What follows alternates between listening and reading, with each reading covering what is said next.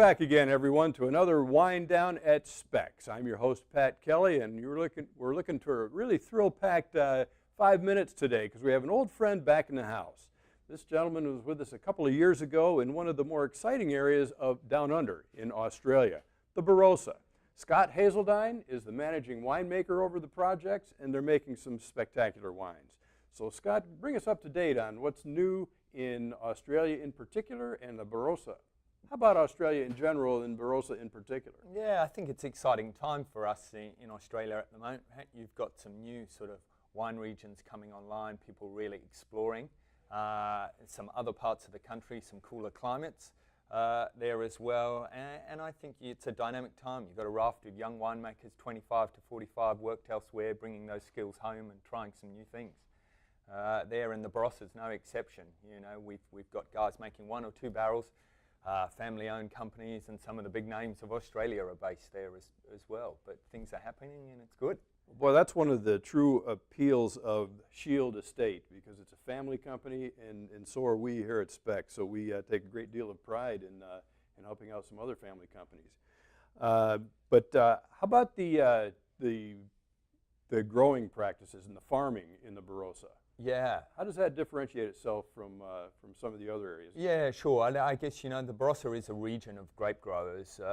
These families have been doing it for, you know, some of them for 6, 7 generations there as well. And sometimes things change slowly, but I think what you've seen in the last 10 years, particularly really embracing some new ideas and trying to be more sustainable in their practices too as well. Water security is a big issue for us. How we can preserve that moisture in the soil in the face of our hot summers is always the main focus.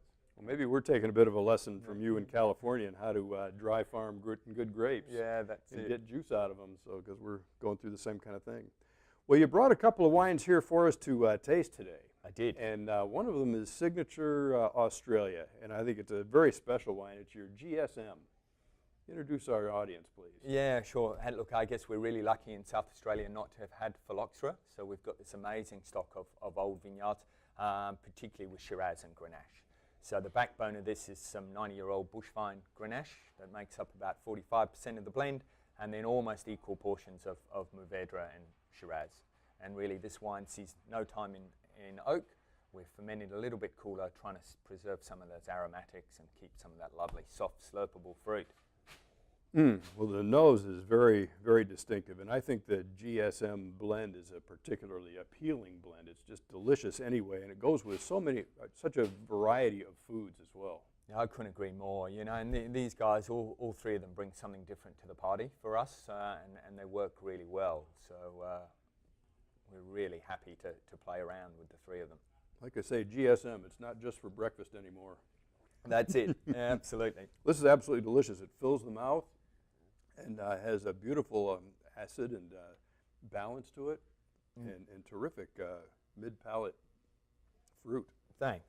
You know, I guess we're really all about that southern end of the Barossa and using some of the elevation on the hillsides as well and some of that cooler air to preserve some of those aromatics and a lightness of touch, hopefully, in the wines as well. And you have no trouble ripening the fruit, do you? We don't, no. You know, I think what you've seen in the Barossa recently as well is winemakers having a lighter hand, you know, particularly in that southern end. We're not about big fruit bomb wines. Fruit is never a problem. It's more that control and finesse that we want to try and get in there too. So. Well, you've achieved it in this one. Well, you got a big brother here too, and this again is a Signature Australia wine. Your Shiraz. Yep.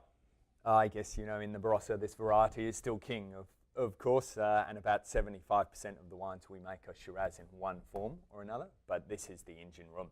And this is the wine that sort of is designed to reflect our little patch of the Barossa.